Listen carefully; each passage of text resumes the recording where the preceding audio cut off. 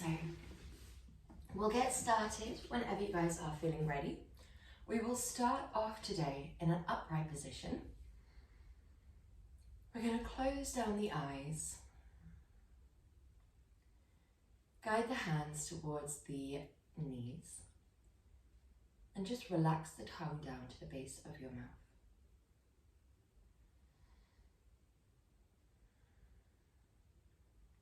At the start of any yin session, it's likely that you'll be arriving with a little bit of a yang energy, no matter how large or small, doesn't really matter. We're just allowing ourselves to arrive in our body, meaning we begin to observe how the body's feeling. We begin to take note of the energy, whether we feel uncomfortable with that stillness or whether it feels a little bit more welcome today. We begin to observe the breath and whether it feels shallow or full.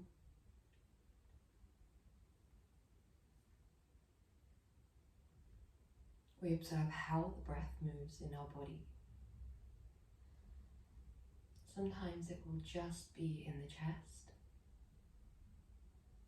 We would like to encourage that breath to flow down towards your belly, not in the way that we are controlling the breath or taking a specific breath count or breath technique, but more in the way we begin to relax down through the torso. This naturally will allow a little bit more of a free flowing breath. As you switch off the muscles, but keeping the spine relatively upright, we should find that we begin to expand through all areas of the torso. Your belly, your back, your shoulders. Everything begins to balloon up and out.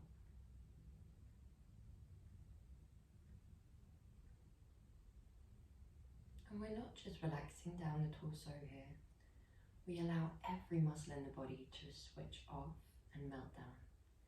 From the forehead, the eyebrows, the cheeks, the lips, the tongue, the jaw, everything becomes soft.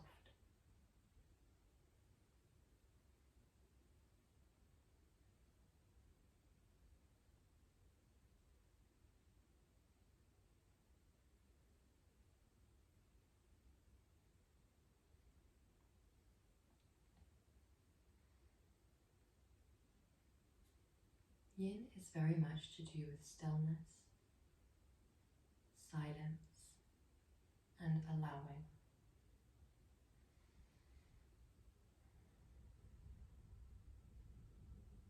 It's that perfect mix between discipline and compassion.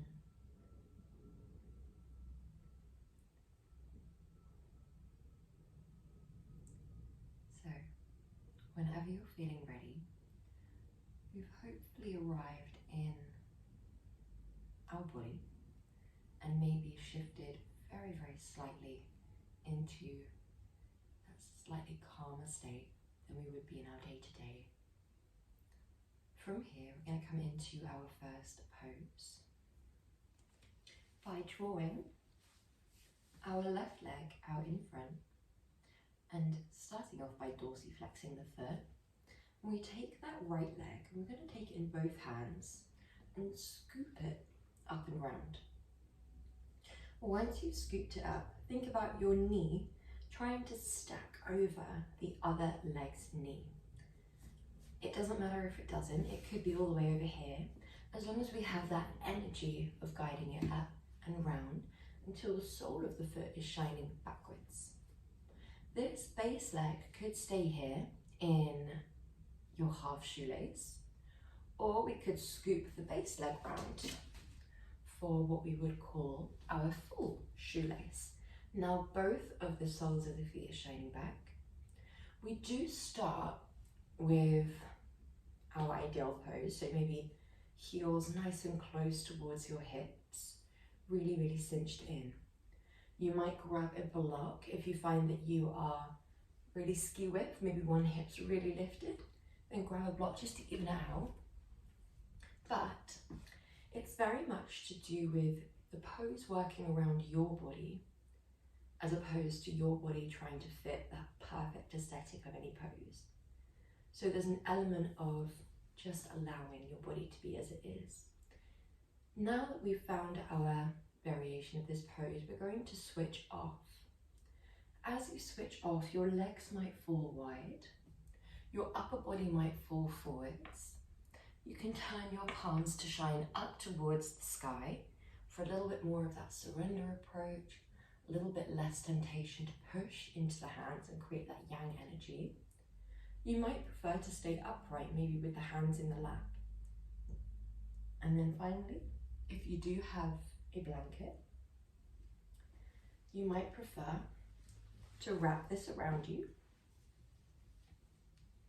and then fold forwards or stay upright. So there's many different ways that we can approach this movement. If you have quite a few pillows, or even better, a bolster, you can also wrap your arms around them, rest your head down onto them for a little bit more of that restorative approach. Wherever we are, whatever you've chosen for your posture today, we're going to now try and commit to stillness. Stillness first in the body,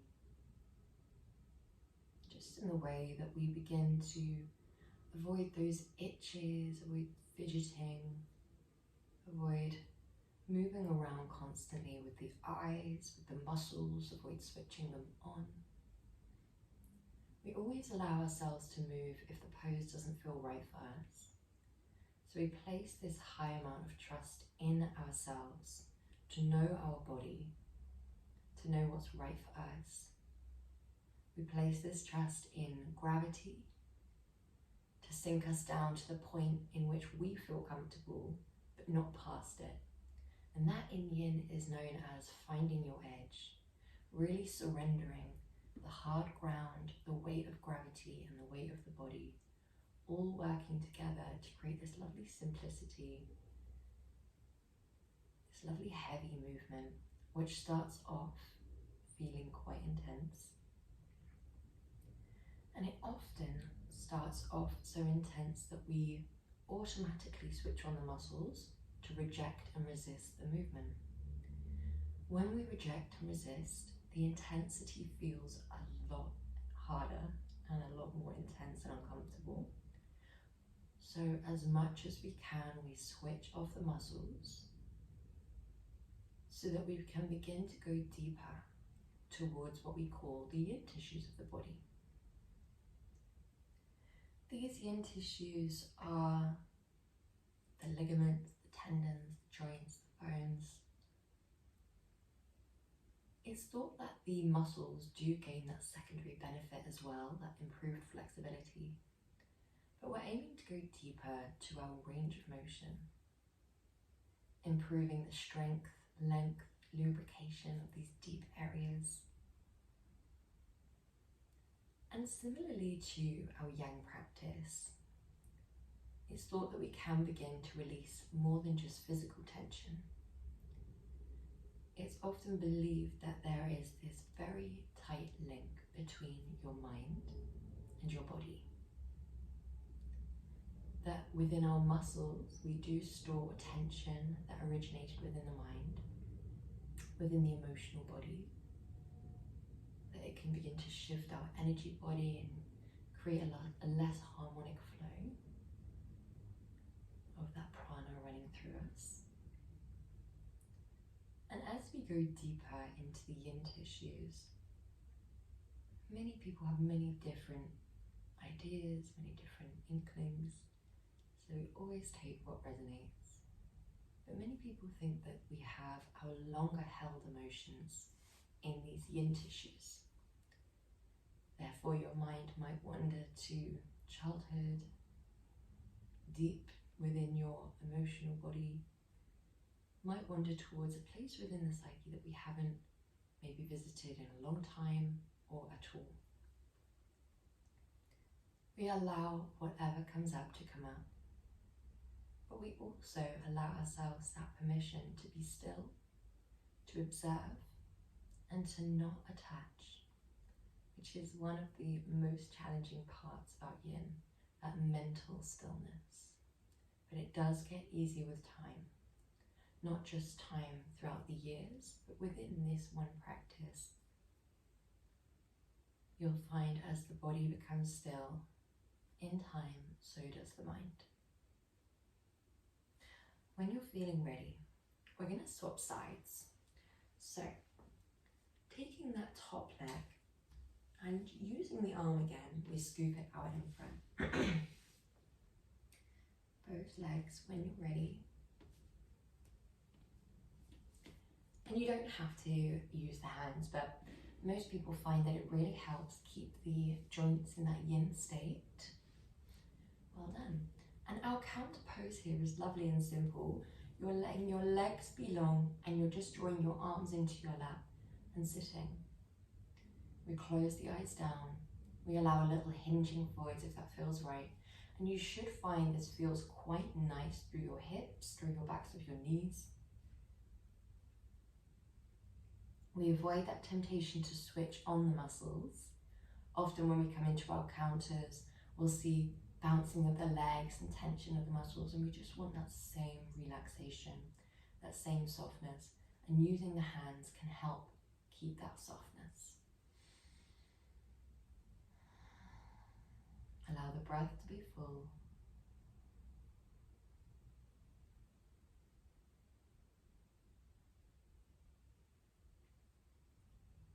Allow the forehead to be soft.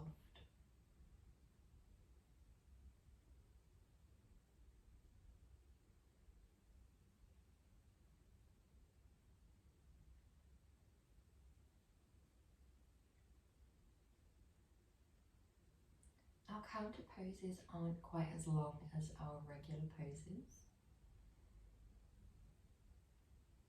but they still allow that time in stillness to observe what's going on in the body,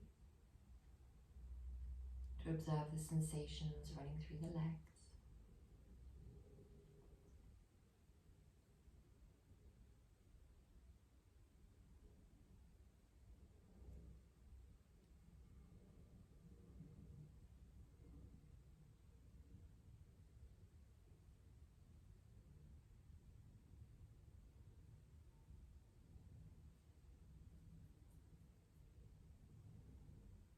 When you're feeling ready, we're going to take the other leg, we scoop it up, we use the hand, and we take it up, over and round, sole of the foot shining back. If you would like to take this base leg and scoop it round as well,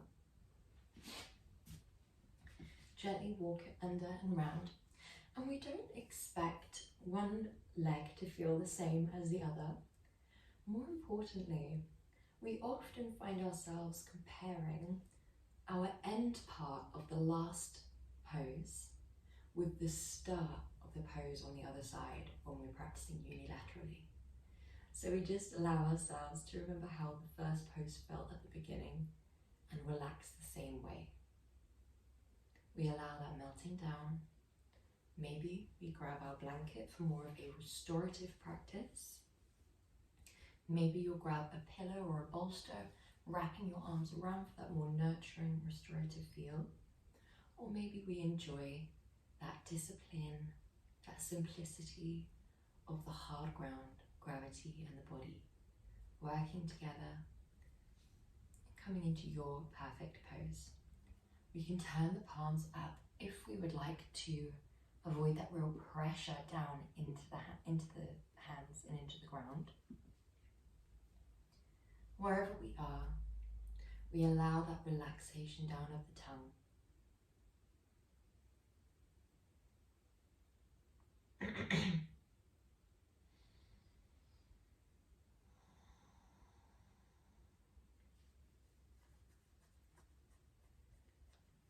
When we allow this softening, this melting down, we can find often that the mind with it begins to soften down. When we have tension within the mind, we often begin to tense up within the face, within the shoulders, within the legs. That mental resistance and rejection, switching on even, can reflect immediately within the body. So what we do in yin is take what we can control. We can't tell the mind to be quiet and it simply follow our order, but we can intentionally soften down the body. We can switch off the muscles. And the mind will still experience thoughts. It's normal for thoughts to float in, emotions to arise sometimes with those thoughts, energies to shift sometimes with those thoughts. But what we're practicing in yin is simply not responding. It's okay to experience thoughts. All we're doing is not conversing with them. Allowing ourselves that freedom from interaction. And when we do this, it gives us that space to begin to observe what would normally be interacting. We can begin to observe the ego. We can begin to observe the identity. We can begin to observe these different parts of ourselves, adopting thoughts, rejecting thoughts, agreeing or disagreeing, feeling that constant responsibility. Yin and any meditative practice is your opportunity to step out of those few mindsets that in day-to-day life really help you navigate conversations and situations.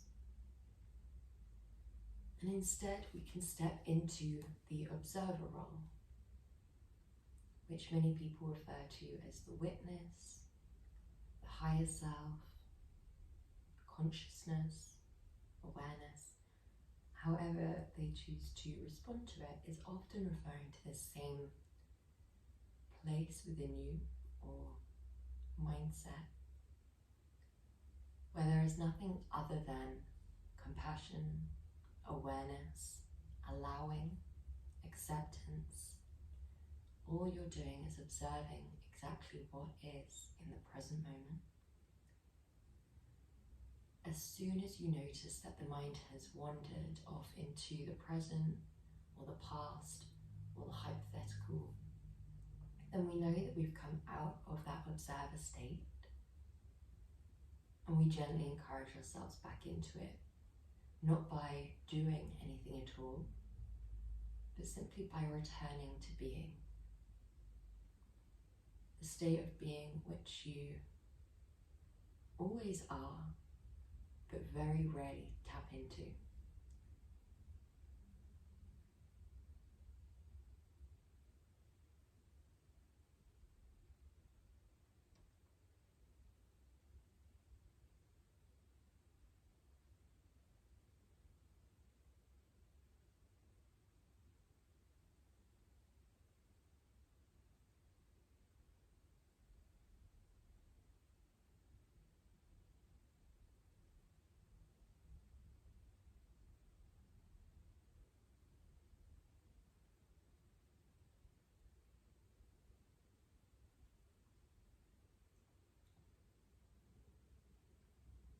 Each time you find the mind wandering,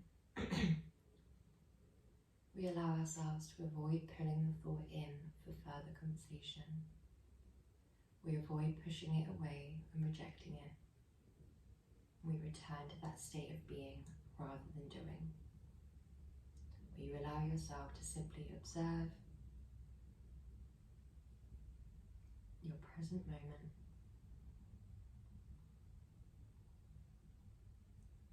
Well done. When you're feeling comfortable and ready, we're going to take our hand to that top leg and scoop it out in front. The other leg we scoop out in front. And we're going to draw the knees wide and the soles of your feet together. So this is going to be a bit of a counter pose and a bit of a pose in and of itself. So we have the option to stay upright. if that feels right for you.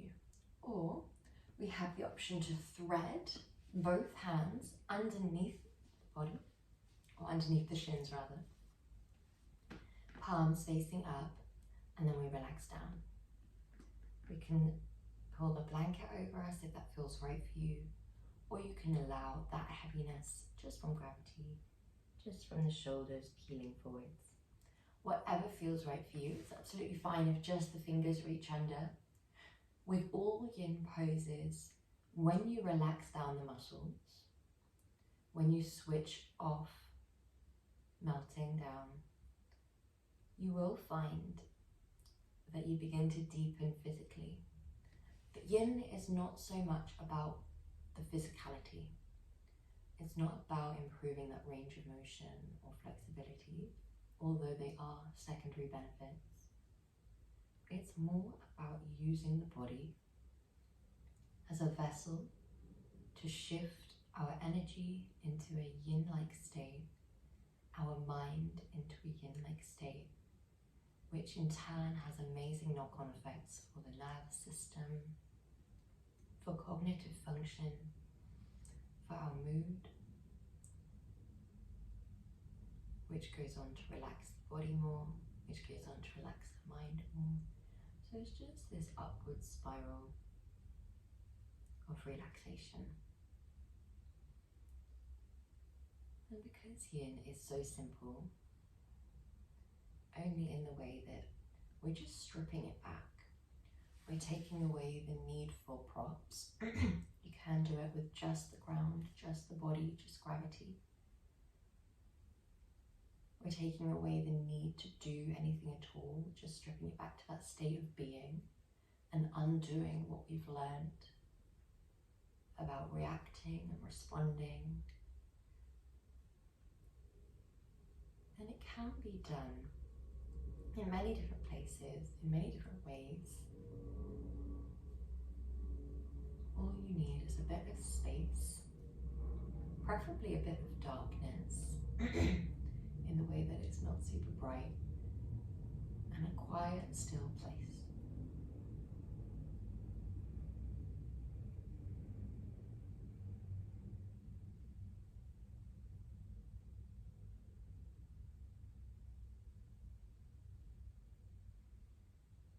If you notice the mind beginning to wander, which it will do throughout, so we allow ourselves to constantly be kind to the mind when it wanders. There is no perfect way to be other than exactly as you are right now. So if the mind is wandering, that's absolutely fine. We allow ourselves to, first of all, not respond, then shift it back to the present. Nice and simple.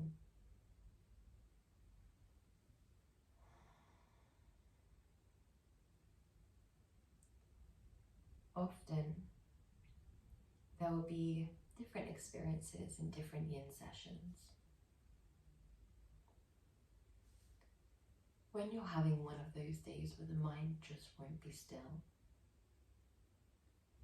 you're still getting the physical benefits.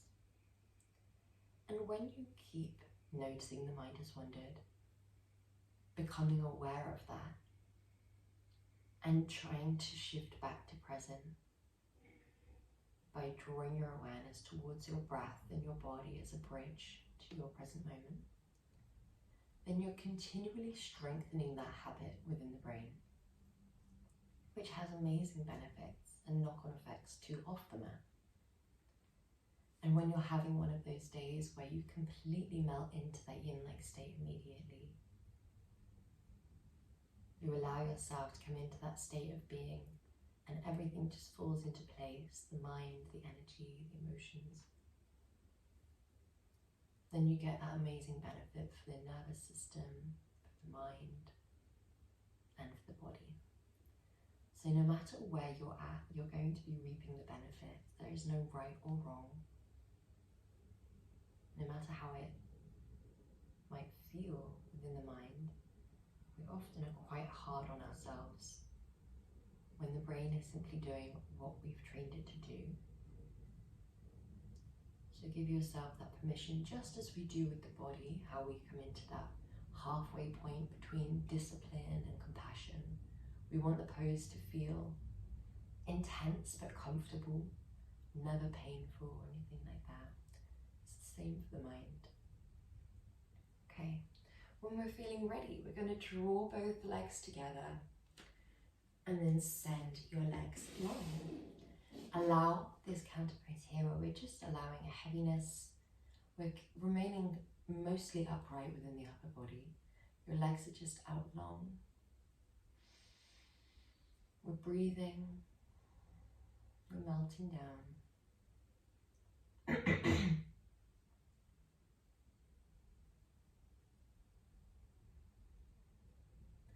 forehead and the eyebrows are soft.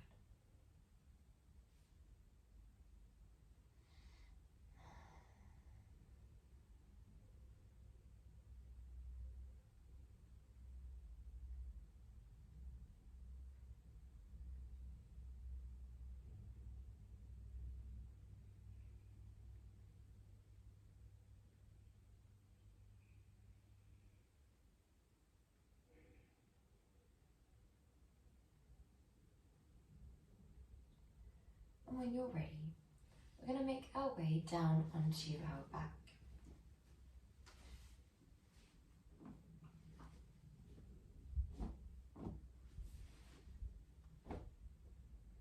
So, we're going to grab our block and have it nearby.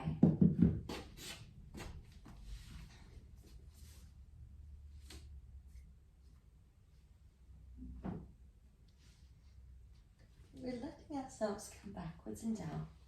We're grabbing our block. We're lifting the hips and sliding the block underneath the pelvis.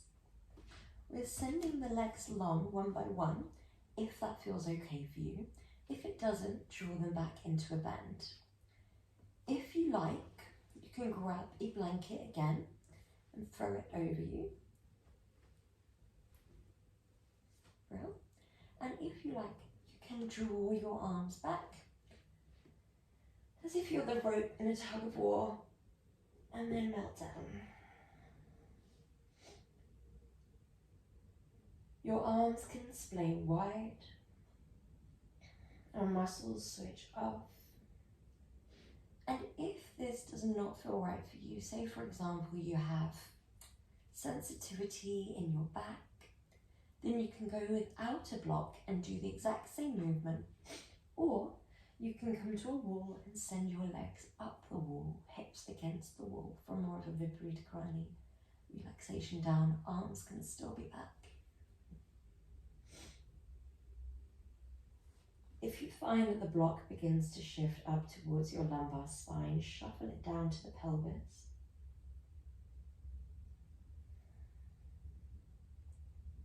When we allow ourselves to target these deep yin tissues of the body, we allow ourselves to also target and stimulate the meridian body, which is believed to run deep through our body, which is believed to relate to different emotions and different internal organs, and also which is believed to carry prana or life force through your body. So many people refer to this prana differently, also known as chi.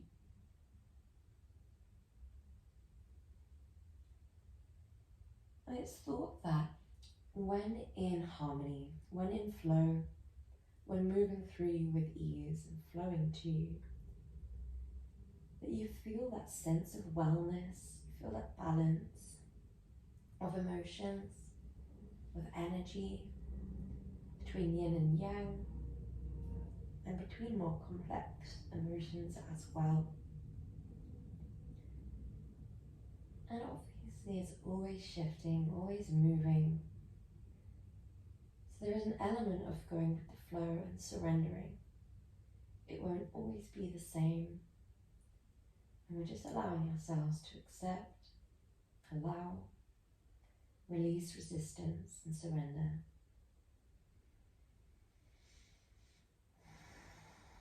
Allow that natural flow of energy through your body. Each meridian relating to different internal organs and different emotions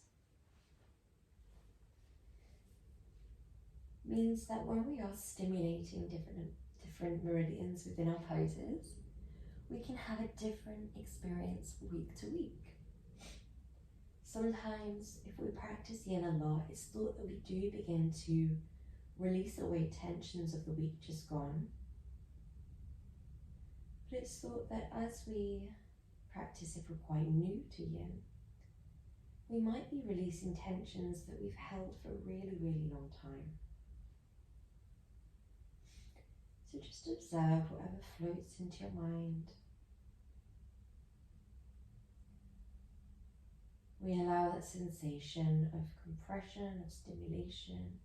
It should always feel comfortable and correct for you. And comfortable doesn't necessarily mean enjoyable. In yin, it means free from pain, no sensations of sharpness or pinching.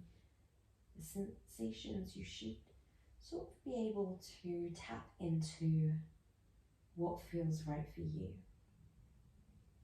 We can allow areas of heaviness, compression, often followed by that really nice, enjoyable sensation of release and dissipation, melting, liquidy, fascia breaking down. Often the pose's sensations begin to feel more and more familiar, more and more safe and trusted and enjoyable the more we practice yin. At the start, we're always mindful to make poses as safe as possible. So just making sure you're listening to your body. Be kind to your body. Allow compassion and discipline.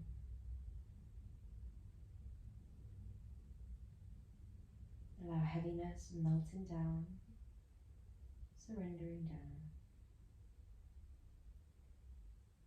Here in this pose, we're targeting meridians that relate to fear, freedom and love, joy and contentment, so all different emotions. And what we're hoping to try and encourage is a healthy balance within all of them, a healthy flow through all of these meridians, so that we don't feel any of these in excess or lack. When you're ready, we draw both legs into a bend. We lift your hips and we gently guide the block away. We're coming into our Savasana here, and it's up to you whether you go for more of a laying down Savasana or a seated Savasana. Whatever feels, or seated meditation I should say, whatever feels right for you. You can also draw your legs together for supine butterfly, whatever feels correct. And listen to your body. There is no right or wrong. As you begin to melt down, as you begin to soften through the forehead, the jaw, the shoulders and the hips, everything becomes heavy. We allow our awareness to travel back towards your breath. In yin, there is no breath technique because it's all about being rather than doing. But we do want to ensure that the muscles that cage the breath are relaxed enough that the breath can be full and complete, both on the inhales and the exhales.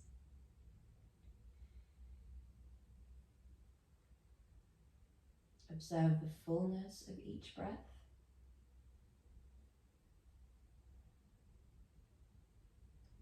Observe the completeness of the exhale. Observe any moments of stillness between the in-breath and the out-breath.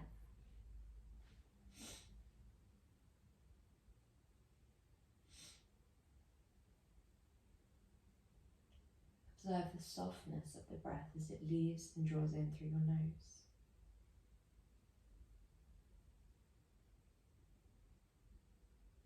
a really lovely relaxing breath is when the exhale is slightly longer. There might be a subtle pause at the height and base. The breath is gentle as it draws in and out through your nose. So soft that it would barely move a piece of paper that was sitting underneath your nostrils. Yet the breath itself is so complete and full that it balloons through the belly, overflows up into the diaphragm, all the way up into your heart space and shoulders. And as it melts down, it melts from the top corners of your shoulders, down through the diaphragm, out through the belly. And this can take time. Often we breathe a little bit more habitually. So we're just allowing ourselves to encourage whatever feels natural for us. With that in mind, that we would like to bring a long exhale and a complete breath.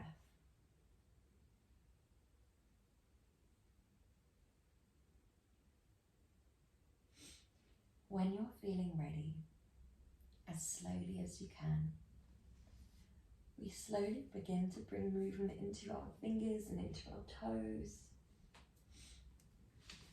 gently rolling onto one side, making your way up into a comfortable seat,